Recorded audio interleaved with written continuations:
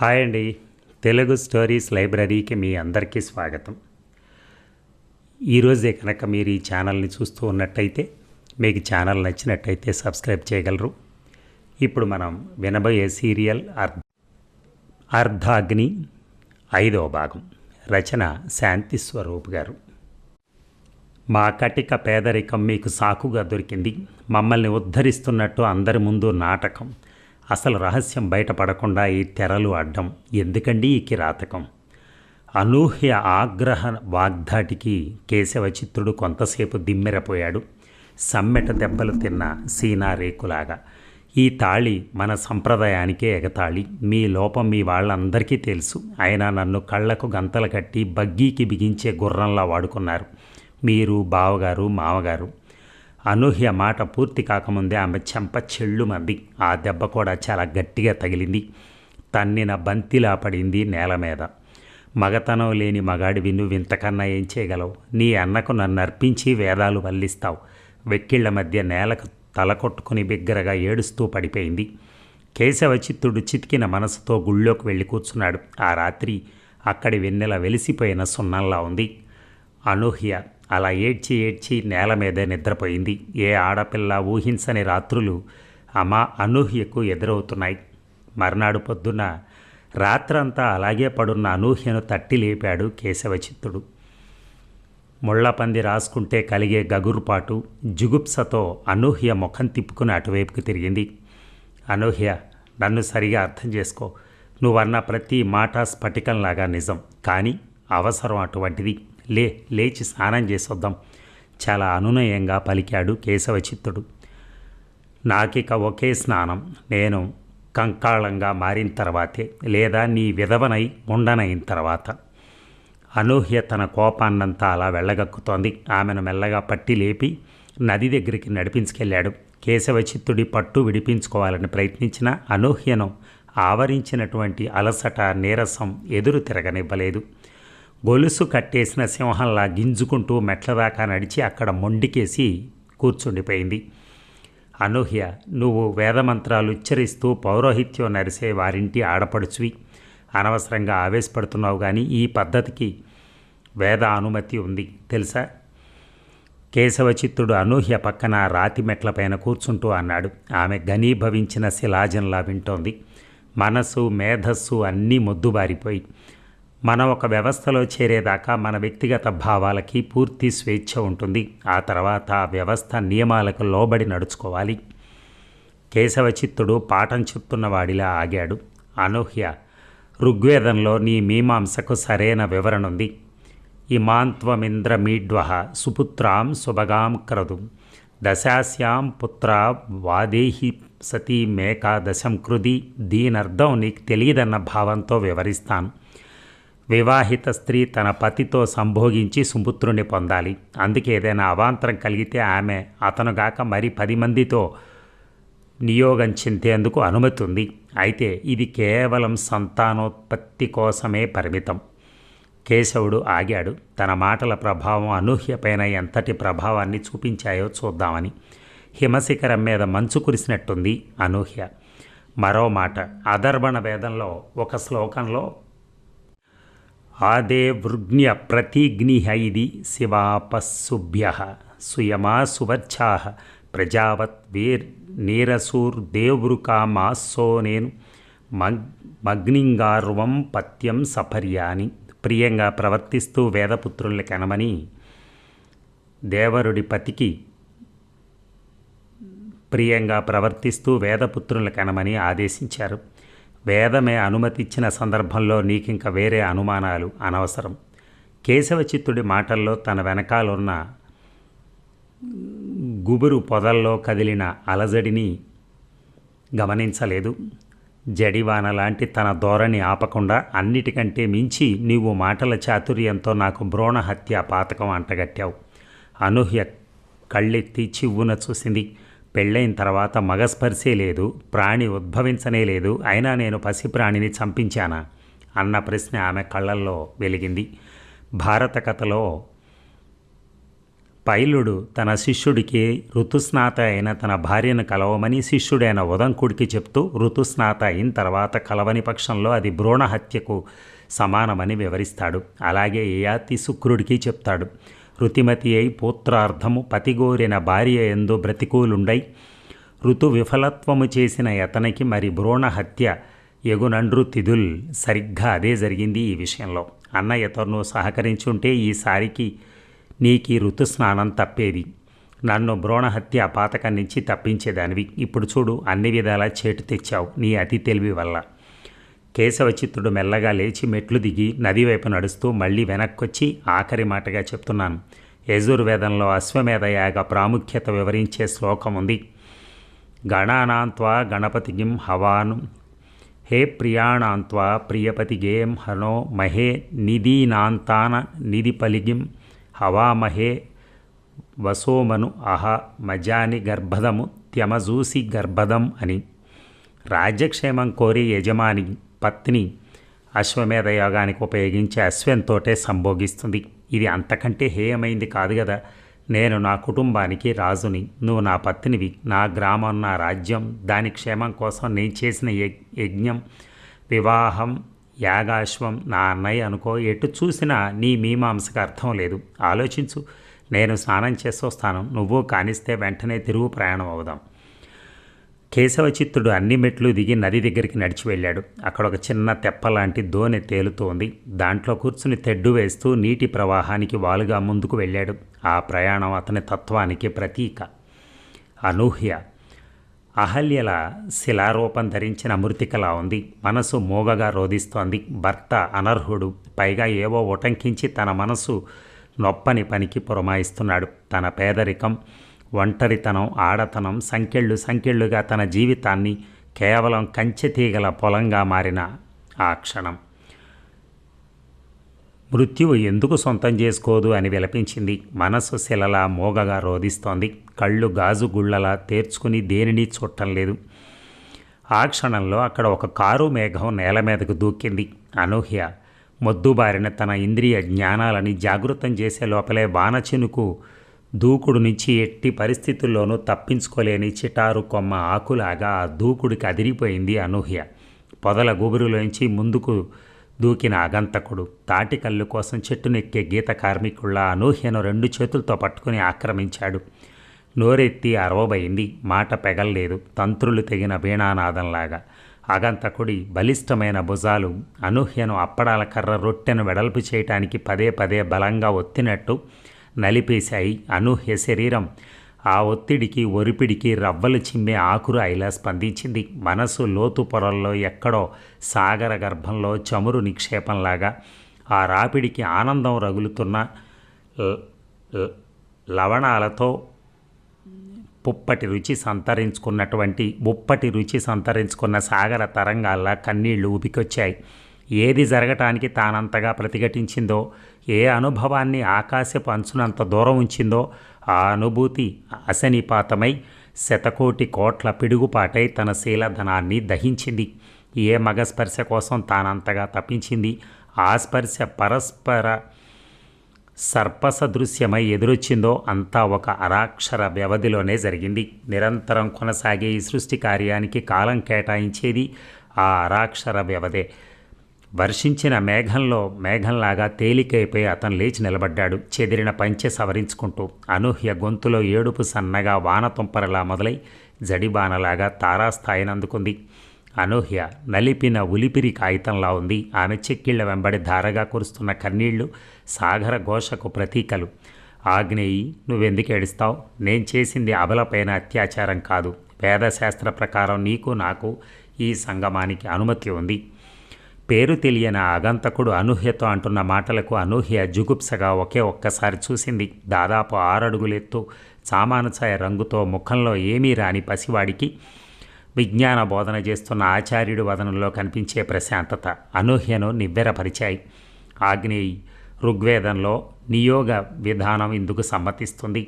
ఉదీర్ధ్వన వార్యభి జీవలోకం గతాసుమేత ముపశేష ఏపిహస్త గ్రాభస్య దదిశోస్త వేదం పత్యుర్జవిత్య నొక సంబబోధ అంటే ఇందాక నీ భర్త చెప్పినట్టు సంసారానికి తాను అర్హుడైన వాడు, నీకు మరొకరితో అనర్హుడైన వాడు, నీకు మరొకరితో సంతానం కోసం వియోగింపబడే అవకాశం ఉంది. పైగా నీ బావగారు నీ కోసం చేసిన ప్రయత్నాన్ని నువ్వు వమ్ము చేయటం వల్ల నేను చేసిన ఈ యత్నం నిన్ను నీ భర్తను అనవసర అనుమానాల నుంచి దూరం చేస్తాయి. వంశోద్ధారణ కోసం వివాహం చేసుకున్నవాడు పనికి రాకపోతే తర్వాతి వాడి వల్లను సంతానవతివి కావచ్చు. మొదటి పతిని సోముడని, రెండో అతన్ని గంధర్వుడని, ఆ తర్వాతి వాడిని అగ్నిష్ఠుడని పిలుస్తారు. నేను నీకు అగ్నిష్ఠుడను. నీకు తాళిగట్టిన భర్త తన ఆసక్తతతోనే ఒప్పుకున్నాడు కాబట్టి శాస్త్ర ప్రకారం ఎటువంటి ఆటంకము ఉండదు. నువ్వు నాకు కృతజ్ఞురాలివై ఉండాలి. వడగళ్ల వానలాగా గడగడ సంస్కృత శ్లోకాలతో పాటు మాట్లాడుతున్న ఆగంతకుడు కింద మెట్ల మీద నుంచి నదిలో ఉన్న తెప్పలో తిరిగొచ్చి పైకొస్తున్న కేశవ చిత్తుడిని చూడలేదు. అదే అతను చేసిన పొరపాటు. భేష్ భేష్, అది అలా చెప్పు అంతా విని కేరింతలు కొడుతున్నట్టు హాయిగా చప్పట్లు కొట్టాడు కేశవ చిత్తుడు. ఆగంతకుడు బిక్క చచ్చిపోయాడు. కాగల కార్యం గంధర్వులే తీర్చారు. నా కోరిక నెరవేరింది. శాంబరి ఉపాసన సత్ఫలితం. చప్పట్లు కొడుతూనే ఉన్నాడు కేశవ చిత్తుడు. తన భార్యను మరొక పురుషుడు రమిస్తే ఆనందిస్తున్న మగాడు. అప్పటిదాకా ఏడుస్తూ ఉన్న అనూహ్య ఆగిపోయిన వానలాగా ఒక్కసారి ఊరుకుని అగంతకుణ్ణి కేశవచిత్తుణ్ణి మార్చి మార్చి చూసింది. ఆ చూపు చాలు అగ్ని రగులుకోవటానికి. కేశవచిత్తుడి చేతులు రబ్బరు తిత్తుల్లా ఒకదానికొకటి తగులుతున్నాయి. అగంతకుడిలో ఏదో మార్పు. కొలిమిలో కాలిన ఉక్కు ముక్క సాగదీసి గొడ్డలిగా రూపాంతరం చెందినట్టు అతనిలో మనిషి మగాడై ముందు కురికాడు. ఒక్క దూకులో కేశవచిత్తుడి దగ్గరికి లంఘించి కేశవచిత్తుడిని ఒడిసి పట్టుకున్నాడు. కేశవచిత్తుడి కళ్ళల్లో చావు భయం నాట్యం చేసింది. హెన్వే కీచుగా అరిచాడు కేశవచిత్తుడు. గొంతు మీద బిగుస్తున్న అగంతకుడు వేళ్లను విడిపించుకోవటం ముసలి పట్టుని నీళ్లల్లో ఉండి విదిలించుకోవటమే. ధూ అని కాండ్రించి ఉమ్మేశాడు అగంతకుడు కేశవచిత్తుడి మొహం మీద. తాళి కట్టిన భర్తపై ఆమెకు రక్షణ కల్పించవలసిన భారం బాధ్యత నీది. మగతనం లేని మొగుడువైనంత మాత్రాన ఆమె మాన ప్రాణాల్ని గాలి కొదిలి హీనుడువై తిరుగుతావా? అగంతకుడు కేశవచిత్తుడిని ఒక చేత్తో పట్టుకుని మరో చేత్తో చెంపల మీద కొట్టాడు. ఆ దెబ్బ లేడీ పిల్లకి గజరాజు విసిరిన తొండం దెబ్బ. కేశవచిత్తుడు మానసికంగా శారీరకంగా దుర్బలుడు. ఊహించని ఈ సంఘటనకు బెంబేలెత్తిపోయాడు. అసలే అర్భకుడు అందులో అసలాటకంగా నిలబడ్డాడు. కాళ్ళు వెదురుబద్దల్లా వణుకుతూ పట్టుతప్పాయి. ఆ రాతి మెట్ల మీద వెనక్కి బొప్పాయి కాయలాగా దొర్లిపడ్డాడు. అలా దొర్లి నీళ్లున్న చివరి మిట్టుకు చేరాడు. లేచి నిలబడిపోయి నది నీళ్లు నిలిచి ఉండటం వలన మొలిచిన పాచిలో జారిపడ్డాడు. అగంతకుడు ఉరుకులు పరుగున అక్కడికి చేరుకున్నాడు. శాస్త్రం ఒప్పింది, వేదం చెప్పింది, నా తండ్రికి నప్పింది. బలహీనమైన స్వరంలో కేశవచిత్తుడు తన వాదాన్ని వివరించబోయాడు. అగంతకుడి కోసం ఆయన కోపం శిఖరాగ్రమంది. అక్కడ అంతకుముందు కేశవచిత్తుడు తిరిగొచ్చిన తెప్పలో పడున్న తెడ్డు అందుకున్నాడు.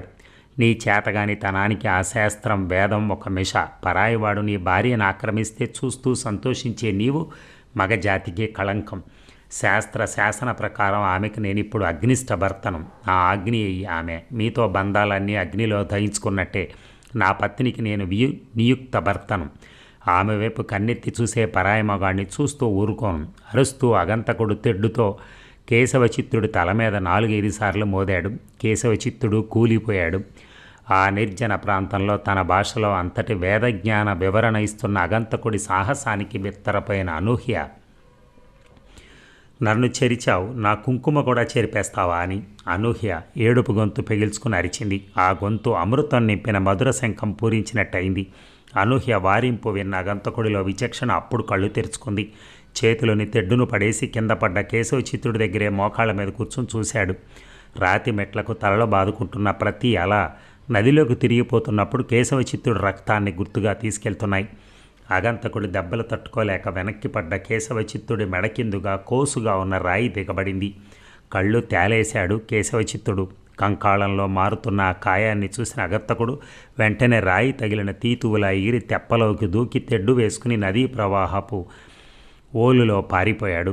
అనూహ్యకు జరిగిన ఘోరం తెలిసింది. ఆమెలో అప్పుడు చలనం కలిగింది. తనది ఏమి జీవితం, వింత అనుభవాలు, అనూహ్యమైన అసంభవాలన్నీ తన కోసమే కూడినట్టు కదలటానికి మొరాయిస్తున్న శరీరాన్ని బలవంతంగా కదిపి కేశవచిత్రుడి దగ్గరికి వెళ్ళి చూసింది. తాను పెళ్లి కూతురుగా వచ్చిన నదీ తీరం నుంచి నూతన వధువు స్థాయి నుంచి విధవగా వెళ్ళాలి. మౌనంగా చాలాసేపు ఏడ్చింది. తర్వాత తనను తాను కూడా తీసుకుని కేశవచిత్తుడి శవాన్ని ఆ మెట్ల మీదుగా గుడి ఆవరణలోకి లాక్కొచ్చింది అనూహ్య. జీవితంలో అరుణిమ రాలిపోతున్న గుర్తుగా రాతి మెట్ల మీద రక్తపు చారికలు పడ్డాయి. ఎవరైనా వస్తారేమోనని ఎదురు చూసిన అనూహ్యకు ఆ కొండ మీదకు దూసుకొస్తున్న చలిగాలి, రంపాలు, సూర్యకిరణాలు మట్టుకు మాత్రమే కనిపించాయి. అనూహ్య మధ్యాహ్నం సమయానికి కొండ దిగి హామాపూర్ ముఖియా దగ్గరికి చేరుకుంది. నడక నేర్చిన శోకదేవతలాగా కదిలి వస్తున్న కొయ్య బొమ్మలా ఉన్న అనూహ్యకు జరిగిన విపత్తు విన్న ఆ గూడెంబారు గుడికొచ్చి చూశారు. ముఖియా మనస్సు కరిగి నీరైంది. ఏం చేయాలో తోచని వాళ్ళు అనూహ్యని అడిగారు. ఆ శవంతో ఆగ్నేయపురం తిరుగు ప్రయాణం అసంభవం. అస్థికలే తీసుకెళ్తాను అన్నది అనూహ్య. సంకేతాలతో సంజ్ఞలతో వారికి అర్థమయ్యేలా చెప్పింది. దహన సంస్కారానికి అవసరమయ్యే డబ్బు అనూహ్య దగ్గర లేదు. ఆమె చేతికున్న బంగారు గాజుల జత, వెండి మరచెంబు, పెట్టెలో ఉన్న పట్టు చీర, పట్టు అంగవస్త్రాలు అన్నీ వారికి అప్పగించింది. సాయంత్రానికల్లా తను కలల కన్న కాపురం కట్టెల్లో కొయ్యలా కలిసిపోయింది, కాలిపోయింది. అనూహ్య రహదారి పక్కన మైలురాయిలా జరుగుతున్నవన్నీ నిర్వికారంగా చూస్తూ కూర్చుంది. కాల్తున్న చితి దగ్గరే కాపలాగా కూర్చుంది అనూహ్య. తన ఆశ, జీవితేచ్ఛ అన్నీ దగ్ధమైపోతుంటే ఏమీ అంటని ఆకాశంలా ఉండిపోయింది. ఆ రాత్రంతా అలాగే నిరీహంగా కూర్చున్న అనూహ్య మర్నాడు ఉదయం తిరుగు ప్రయాణం మొదలుపెట్టింది. అనూహ్య చేతిలో చిన్న మట్టి కుండ, అందులో అమరలోకాలు చేరుకున్న కేశవచిత్తుడి అస్థికలు, ఆమె దగ్గర కొంత చిల్లర మిగిలింది. హామాపూర్ ముఖియా ఆ ఊరి చివరి వరకు బండి కట్టి పంపించాడు. అక్కడి నుంచి అనూహ్య ఆగ్నేయపురం చేరటానికి చేతి నిండా డబ్బులుంటేనే వారం పైన పడుతుంది.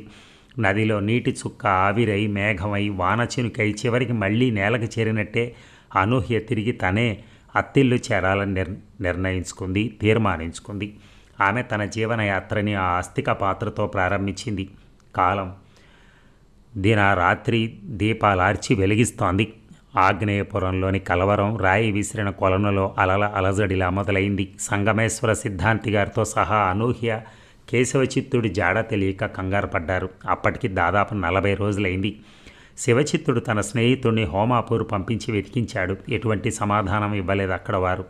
పటేల్ కొడుకు కాంతి, అతని మిత్ర బృందం పక్క ఊర్లలో వెతికొచ్చారు. నిరాశ తప్ప మరేమీ తెలియలేదు. సిద్ధాంతి గారి పొలంలో బావి పూర్తిగా పూడ్చి జలదేవత ఆరాధన ఆలయం నిర్మాణం పూర్తయింది. విగ్రహ ప్రతిష్టకు ముహూర్తం ఇంకా సరిగ్గా 5 రోజులుంది. ఆ రోజు తూర్పు మరీ బద్ధకంగా తెల్లవారుతోంది, రోగిష్టి వాళ్ళలాగా. సిద్ధాంతి గారి భార్య సోమేశ్వరీదేవి కళ్ళాపు చల్లిన వాకిట్లో బియ్యపు పిండితో చక్రాల ముగ్గు వేస్తోంది. ఆఖరి చుక్కను గీతతో కలపబోతూ అక్కడ అడ్డొచ్చిన మురికి కాళ్ళను చూసి తలెత్తి నిర్ఘాంతపోయింది. ఎవరే అది? అనూహ్య. ఆవిడ మాటలు గుండెలు చించుకొచ్చాయి. అనూహ్య శతాబ్దాల తరబడి నేల పొరల్లో కూరుకుపోయిన పాతరేసిన ఉక్కు పాత్రలా ఉంది. తలంతా దుమ్ము కొట్టుకుని చీర చినుగులు పట్టి పిచ్చిదానిలా ఉంది. చేతిలో కొండమట్టుకు అలాగే ఉంది. అరవిచ్చిన అరవిందంలా ఉండే అనూహ్య ఎండి ఒరుగైన కనకాంబరంలా నిలబడింది. కేశవుడేడే, ఇన్నాళ్ళు ఎక్కడికి వెళ్ళారు? చేతులు అదేమిటి?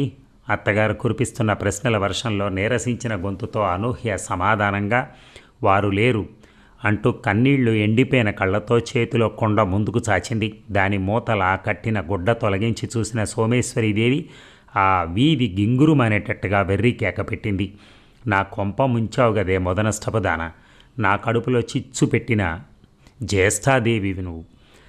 ముగ్గుగిన్నె విసిరి కొట్టి ఆ ముగ్గులో కూలబడింది శాపనార్థాలు పెడుతూ. ఆవిడ అలా అంటుందని ఊహించని అనూహ్య కొమ్మలన్నీ కోసేసిన కాండంలా నిలబడింది. అత్తగారి అరుపులు విన్న ఇంట్లో వారందరూ పరిగెత్తుకొచ్చారు. క్షణాల మీద ఆ వార్త ఆగ్నేయపురం అంతా అంటుకుంది, గాలి మంటను వ్యాపింపజేసినట్టు. అప్పటికే పూజలో ఉన్న సిద్ధాంతి గారు మటుకు బయటికి రాలేదు. ఊరంతా చేరింది. శివచిత్తుడు వచ్చి వివరాలు అడిగాడు. కేశవుడు ఎలా పోయాడు? నదిలో స్నానం చేయబోయి కాలు జారి రాయిపై పడ్డారు. అక్షరాలు అతకనట్టుగా పలికించింది అనూహ్య. మరేం చేశావిన్నాళ్ళు? వాడి ఖాయమేది? అక్కడే దహన సంస్కారం చేయించారు. అస్థికలున్న పాత్ర చూపించింది. అనాథ ప్రేత సంస్కారమా? మూర్ఖత్వం. ఇక్కడ ఇంతమంది ఉండగా వాడికి అలా అనాథ ప్రేతంలా పోవాల్సిన కర్మం ఏం పట్టింది? నాకు వేరే దారి లేదు. వాడికి శాస్త్రీయంగా తిరిగి సంస్కారం చేసి పుణ్యలోకాల గతి ప్రాప్తింపజేస్తాను. అప్పటిదాకా నువ్వు నా తమ్ముడి ముత్తైదు పత్నివే. శివచిత్తుడు ఆవేశంగా వాకిలి గడపకున్న కుంకుమ బొట్టు అనూహ్య నుదుట పెట్టి ఆమెను చేయి పట్టి లోపలికి తీసుకెళ్లాడు. ఆమె మెళ్ళలో మంగళసూత్రం లేని విషయం అతని కళ్ళ పడలేదు. అక్కడ చేరిన వారందరూ శివచిత్తుడి సంప్రదాయ తత్పరతకు ఆర్ద్రంగా నమస్కరించారు. అయితే ఎలా దహన సంస్కారం చేస్తారో అర్థం కాలేదు వారికి. ఆ సందేహానికి సమాధానం మరో గంటకు దొరికింది. కేశవచిత్తుడి అస్థికలతో పిండి బొమ్మను చేసి ప్రాణప్రతిష్ఠ చేసి సకల విధులు జరిపిస్తారు. ఈ వార్త ఆగ్నేయపురం దాటి ప్రయాణించింది. ఈ అవాంతరం వల్ల జలదేవత ఆరాధనాలయ ప్రారంభోత్సవం వాయిదా పట్టడం నచ్చని వాళ్లలో పటేలు ప్రథముడు. కానీ ఏమీ అనలేని స్థితి. ఆ ఆలయ ఆదాయం శాశ్వతం. అందులో అతను వాటా పోగొట్టుకోవటానికి అతను ఏమాత్రం ఇష్టపడ్డు. అదే మాట శివచిత్తుడితో ఆ రాత్రి అన్నాడు. శివచిత్తుడికి శివమెత్తినట్టుంది. తన తమ్ముడి అనర్హత మరదలికి తెలిసే ఉంటుంది. ఆ భయంకర అసహ్యకరమైన రహస్యం గ్రామానికి వెల్లడి కాకుండా తన వంశాభివృద్ధికి తాను తండ్రి ఆదేశానుసారం వేదశాస్త్ర శాసనానుసారం చేసిన యత్నాలన్నీ విఫలమై తన కుటుంబాన్ని నట్టేట చిల్లి పెట్టిన వానలాగా చేసింది మూర్ఖురాలు. ఆ ఉక్రోషం, ఓటమి తెచ్చిన కోపం శివచిత్తుడిని అమానుష కార్యానికి పురికొల్పాయి. పటేలు శివచిత్తుడు కలిసి చేసిన ఆలోచనది. అనూహ్య సతీ. ఇప్పుడు దానివల్ల లాభం ఏమిటి చిన్నయ్య వారు? పటేలు మేధస్సుకు అందని ఊహ గురించి అమాయకంగా అడిగాడు.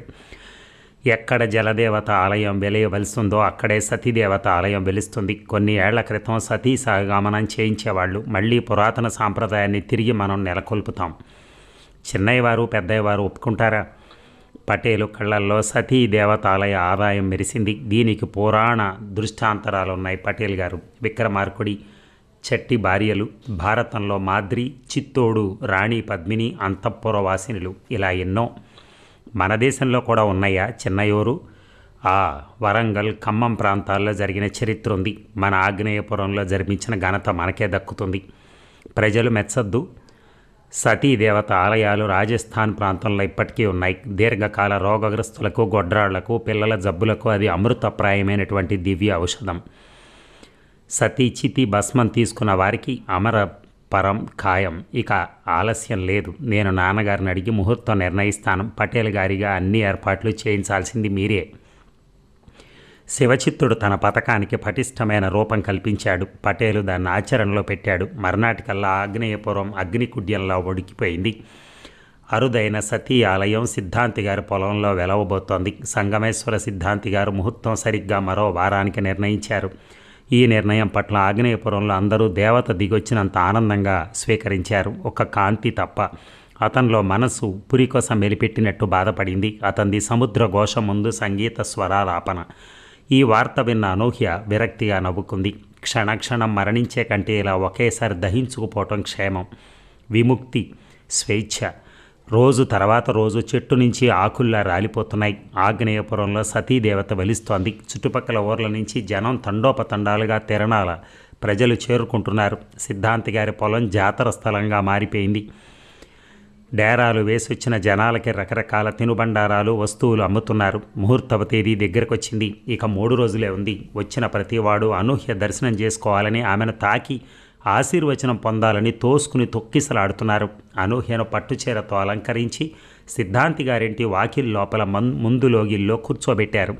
తెల్లవారుతుండగా మొదలైన క్యూ సాయంత్రం అయినా తరగటం లేదు. ప్రతి వాళ్ళు అనూహ్య కాళ్ళు తాకి దండాలు పెట్టి తమ శక్తి కొద్దీ కానుకలు పళ్ళెల్లో చదివించుకుని పోతున్నారు. వారికి ప్రసాదంగా పసుపు కుంకుమ అందిస్తున్నారు శివచిత్తుడు.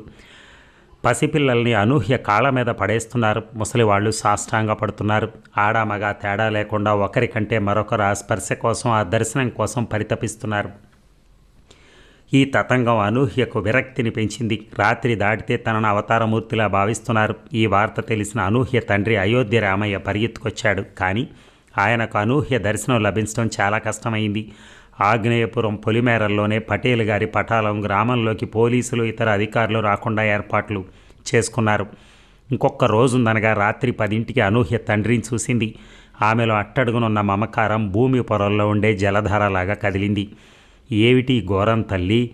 ఒంటరిగా ఉన్న అనూహ్యతో విలపించాడు. కన్నీటి ఉప్పెనను ఆపుకున్న అనూహ్య, నేనిప్పుడు సతీదేవతని, నీ కూతుర్ని కాదు. అయోధ్య రామయ్య, నీకేమన్నా కోరికలుంటే నా కాళ్ళు తాకి కుంకుమ తీసుకెళ్ళు. పళ్ళ బిగువన బాధను ఆపుకుని చెప్పి లేచి లోపలికెళ్ళింది. కొయ్యబారిపోయిన తండ్రి కూలబడిపోయాడు. అదే రోజు రాత్రి పెరట్లో పందిరి కింద అనూహ్య చీరకు నిప్పంటించుకుని ఆత్మాహుతికి ప్రయత్నించింది. అదే సమయానికి అటు లఘుశంక తీర్చుకోవటానికి లేచిన శివచిత్తుడు చూసి గబుక్కున అనూహ్యను పట్టుకుని నేల మీద దొర్లించి చీర విప్పేసి మంటలార్పి, నువ్వు కాల్చుకు చచ్చిపోతే అది ఆత్మహత్య, కుటుంబానికి అభిశాపం, అప్రతిష్ట. అదే పని సామూహికంగా సమాజపరంగా మేం చేస్తే నువ్వు దేవతవై నిలిచిపోతావు. సతీ ఆలయం వెలిసి ఈ గ్రామం అన్ని అరిష్టాల నుంచి విముక్తి పొందుతుంది. ఏదైనా నువ్వు దహించుకుపోవటమే జరుగుతుంది. శివచిత్తుడు అనూహ్య మరణంతో కలిసి ఉన్న లాభాన్ని వివరించాడు. అనూహ్యకు అదే సరనిపించింది. నాకు ఎవరి సుఖము లేదు, నా భర్తకు దక్కంది ఎవరికి దక్కనివ్వను. నా వల్ల మీ కుటుంబం, మీ గ్రామం లాభపడితే అదే సార్థకం. అనూహ్య అలా అని అక్కడ దండెం మీద ఆరేసుకున్న మరో చీర చుట్టుకుని గదిలోకి వెళ్ళింది. శివచిత్తుడు ఆ మర్నాడు పొద్దున్నే జరగవలసిన పతికి కేశవచిత్తుడు పిండి, అస్థికల బొమ్మ, ప్రాణప్రతిష్ఠకి ఏర్పాట్లో మునిగిపోయాడు. గది చేరుకున్న అనూహ్య బళ్ళున వాంతి చేసుకుంది. తాను ఈ ఉద్రేకాన్ని తట్టుకోలేక ఆమె అనుకుని మంచినీళ్ళు తాగి పడుకుంది. తెల్లవారబోతుండగా మళ్ళీ వాంతి చేసుకుంది. అనూహ్యకు నోటి వెంబడి నీళ్లూరి కళ్ళు తిరిగి కడుపులో ఎలాగో అనిపించి అర్థమైంది. ఓరి భగవంతుడా, తాను గర్భవతి. చావు దగ్గర పడ్డ క్షణాన తల్లి కాబోతుందా? తను బతకాలి. తనకు చావాలనున్న తనలో ప్రాణిని చంపే హక్కులే తనకి. అనూహ్యను స్నానం చేసి రమ్మని కబురొచ్చింది. అంటే ఆఖరి స్నానం అన్నమాట. ఆమె మనస్సు సాగర మదనంలా కలవరపడుతోంది. తాను గర్భవతినంటే ఈ కుటుంబంలో ఎవరు నమ్మరు. తనకు జరిగిన అత్యాచారం ఎవరికీ తెలియదు. స్నానం చేయబోయే ముందు తుఫాన్ రేగిన సాగరంలా కళవెళపడుతూ వాకిలి వైపు ఆలకించింది. కేశవచిత్తుడు అస్థికలు పెట్టి పిండి బొమ్మ చేసి ప్రాణప్రతిష్ఠ చేసి మరణించినట్టు ప్రకటించి పాడె కట్టి ఆ బొమ్మను పాడెక్కట్టారు. బద్దలైన అగ్నిపర్వతంలా ఉడికిపోతున్న అనూహ్య మామగారి పూజా మందిరం వైపు చూసింది. బయట శివచిత్తుడితో పాటు ఇతరులు వేదాలు మంత్రాలు చదువుతూ చేస్తున్న ఘోషలో మామగారి గది నుంచి ఎటువంటి ధ్వని రావటం లేదు. అనూహ్యకు ఆ గదొక్కటే తనకు ముక్తి ద్వారం అనిపించింది. రివ్వున ఒక్క ఉదుటున ఆ గదిలోకి ఉరికింది. గుడిమెట్ల సంగమేశ్వర సిద్ధాంతి ధ్యానంలో ఉండి కళ్ళు మూసుకుని స్ఫుటక లింగార్చన చేస్తున్నాడు. ఓంకారనాదం ఆ గదిలో ప్రతిధ్వనిస్తోంది. అనూహ్య ఇక ఆగలేకపోయింది. యమపాశం చూసిన మార్కండేయుడు శివలింగాన్ని పట్టుకున్నట్టు సిద్ధాంతి గారి కాళ్ళు పట్టుకుంది. ధ్యానభంగమైన ఆయన కళ్ళిప్పి చూశారు. నాకు ప్రాణభిక్ష పెట్టండి, నేను బ్రతకాలి. మీ కోడలిగా కాదు, ఒక అబలగా అడుగుతున్నాను, అర్థిస్తున్నాను. నాకు ఈ బలవంతపు మరణం వద్దు. తల ఆయన పాదాల మీద ఆంచి కన్నీళ్లతో కడిగింది. అది ఇప్పుడు అసంభవం. నువ్వు దేవతవని ప్రజలు కొలుస్తున్నారు. సతీ మాతగా మార్చడానికి ముహూర్తం పెట్టాక నేను ఇప్పుడు ఆపలేను. అరాచకం ప్రబలి అందరం నాశనం అవుతాం. సిద్ధాంతి గారి గొంతు అతి సౌమ్యంగా పలికింది. మీరు సర్వజ్ఞులు. వేదాల్లో ఏదో ఒక మినహాయింపు మీకు తెలియకపోదు. నన్ను అల్పజీవిగా ఎంచి కాపాడండి. అనూహ్య బాధలో పుట్టని జీవి కోసం పడే తపన. ప్రకృతి తన సృష్టి కోసం పడే వేదనను ప్రతిబింబించింది. ఉంది ఒకే ఒక్క లొసుగు, కానీ అది నీకు వర్తించదు. సిద్ధాంతి గారి స్వరం పశ్చాత్తాపంతో వణికింది. నీళ్ళైపోయిన కోజాలో ఆఖరి చుక్కల్లాగా. మీరే కాపాడాలి. అనూహ్య తల పూర్తిగా ఆయన పాదాల మీద వాల్చేసింది. సిద్ధాంతి గారు కళ్ళు మూసుకొని చెప్తున్నారు. నువ్వు గర్భవతివి అయితే అవునని నిరూపించగలిగితే సతీ సగమనానికి అనర్హురాలవుతావు. కానీ నీ భర్త కేశవుడు అందుకు అనర్హుడని నాకు తెలుసు. అనూహ్యలో లీలగా మెరిసిన ఆశ ఆవేశంగా మారింది. తాను గర్భవతి కానీ చెప్పుకోలేదు. తన భర్త అనర్హుడని తెలిసి తనని రొంపిలోకి దింపినందుకు మామగారి మీద పిచ్చి కోపం వచ్చింది. మీరు మనుషులేనా? మీ కొడుకు సంసారానికి పనికిరాడని తెలిసి నన్ను పెళ్లి చేసుకోవటానికి ఏ శాస్త్రం ఒప్పింది? పేదింటి పిల్ల ప్రాణాలు తీయమని ఏ వేదం చెప్పింది మీకు? ఆవేశంతో ఆయన్ని అనరాని మాటలన్నీ అంది. వానచినుకులు దూకిన సముద్రంలా గంభీరంగా ఉన్న సిద్ధాంతి గారు, చూడమ్మా, వంశోద్ధారణకి ఎన్నో త్యాగాలు చేసిన మహామహుల వర్తనలో ధర్మ సూక్ష్మాన్ని అర్థం చేసుకోవటం అంత సులభం కాదు. మహాభారతంలో భీష్మ ప్రతిజ్ఞ వల్ల కురువంశం తర్వాతి తరం లేకుండా అంతరించిపోతుందన్న క్షణాన వ్యాసుడే స్వయంగా తల్లి సత్యవతి ఆజ్ఞ మేరకు అంబిక అంబాలికలకు సంతానోత్పత్తిని కల్పిస్తాడు. ఆయన భావం కొద్దిగా అర్థమైన అనూహ్య విచలితి నిలబడింది. ఆమె వెనకగా గది తలుపులు తెరిచి నిలవబడ్డ శివచిత్తుణ్ణి అనూహ్య సిద్ధాంతి గారు చూడలేదు. కళ్ళు మూసుకున్న ఆయన, వేద ప్రతిపాద్యం సనాతనం ధర్మమను పాలయంతి సతీత్వాం నియోగే పతిం వృణుతే అని అధర్వణ వేదం వివాహపితం గృహైత్వైకాదేశ పతి పర్యంతం నియోగం కురు అని ఋగ్వేదము చెప్తున్నాయి. వ్యాసముని అడుగుజాడల్లో నా వంశాభివృద్ధికి నా కొడుకులు చేయలేని పనిని నేను ధడేల్మన్న శబ్దం విని సిద్ధాంతి గారు కళ్ళు తెరిచి ఆశ్చర్యపోయారు. ఎదురుగా అనూహ్య లేచి నిలబడి తలుపు రెక్కను విసురుగా తోసి బయటికి నడుస్తూ, చితిలో రగిలే నిప్పులే చల్లగా ఉంటాయని ఇప్పుడు తెలిసింది. అనూహ్య విసవిస నడిచి స్నానానికి వెళ్ళింది. మరో పావుగంటలో అనూహ్యను అపరూపమైన సతీదేవతగా అలంకరించారు. కాళ్లకు పసుపు, నుదుట కుంకుమ, చేతికి గాజులు, మెళ్ళో పసుపు తాడు. ఆమెకు నల్లమందు కలిపిన పాలు తాగించారు. ఎవరేది చెప్తే అది చేస్తోంది యాంత్రికంగా. మరో నిమిషంలో అనూహ్యను పాడె మీద కూర్చోబెడతారు. వేల మంది జనం. అదుపు లేని హడావిడి. బయట వాయిద్యాలు, డప్పులు మోగుతున్నాయి. అనూహ్యను ఆఖరిసారిగా దర్శనం చేసుకుందామని ఊర్లో ప్రముఖులు కోరారు. శివచిత్తుడి అనుమతితో పటేలు గారి కుటుంబం వచ్చింది. అనూహ్య కళ్ళు మూతలు పడుతున్నాయి. కాంతి అనూహ్య కాళ్ళు తాకబోయాడు. అంతట నిస్త్రాణ స్థితిలోనూ ఆమె కాళ్ళు వెనక్కి తీసుకుని, నువ్వా? నేను తల్లిని కాబోతున్నాను, నువ్వు నమ్ముతావు కదూ? అనూహ్య పాలిపోయింది. కాంతి ముఖం పాలిపోయింది. ఆ తర్వాత 5 నిమిషాల్లో సతీదేవత కానున్న అనూహ్య పాడె మీద ఊరేగించబడుతూ సిద్ధాంతి గారి పొలంలో ఏర్పాటు చేసిన ఆలయానికి చేరుకుంది. అనూహ్య ఒళ్ళో కేశవచిత్తుడి అస్థికలున్న పిండి బొమ్మ. అనూహ్య చేతులు కాళ్ళు కట్టేశారు. పాడె మీద అనూహ్యను కూర్చోబెట్టి చితి పేర్చిన చోటికి తీసుకెళ్లారు. దారమ్మట జనం చేతులెత్తి దండాలు పెడుతున్నారు. చితిని 7 అడుగులు ఎత్తు పేర్చారు. చుట్టూరా 3 అడుగుల లోతున కందకం తవ్వుంది. ఆ చితికి 9 వైపులా నిప్పంటించేందుకు నేతి డబ్బాలు సిద్ధంగా ఉన్నాయి. పాడె చితిని చేరిన తర్వాత మంత్రోచ్చారణ మధ్య అనూహ్య గాజులు పగలగొట్టి, బొట్టు చెరిపి, మెళ్ళో పసుపు తాడు తెంపి, కేశవచిత్తుడి ఆస్తికల బొమ్మకు చుట్టిన బట్టలు ఊడదీసి నేయి పోశారు. శివచిత్తుడు ఆధ్వర్యంలో 30 మంది మంత్రాలు చదువుతున్నారు. సరిగ్గా అప్పుడే మొదలైంది. కాంతి మెల్లగా తన స్నేహితులతో అన్న రహస్యం బహిరంగ సత్యమై దావానలం అంటుకున్నట్టు. చెన్నై వారి ఆడోరు తల్లి కాబోతున్నారంట. ఆమెను సతి చేస్తే మనూరు మట్టి గడ్డై శ్మశానం అవుద్దంట. ఒక చెవి నుంచి మరొకరికి దూది పర్వతం అంటుకున్న నిప్పు రవ్వలిత్తలో 1,00,000 వంతుల దహించినట్టు ఆ వార్త ఆ ప్రజావాహినిలో ప్రజ్వరిల్లింది. గర్భవతిని సతి చేయకూడదు, దింపండి, ఆపండి. జనం బెర్రెత్తినట్టు అరుస్తున్నారు. శివచిత్తుడికి పటేల్కి పాలు పోలేదు. ఆమె గర్భవతి కాలేదు. శివచిత్తుడు మాట జారాడు. వెంటనే వెర్రి జనం తిరగబడ్డారు. ఎలా కాదని రుజువు చేయండి, దింపండి. తల్లి కాలిస్తే భూమి తల్లి బద్దలవుతుంది.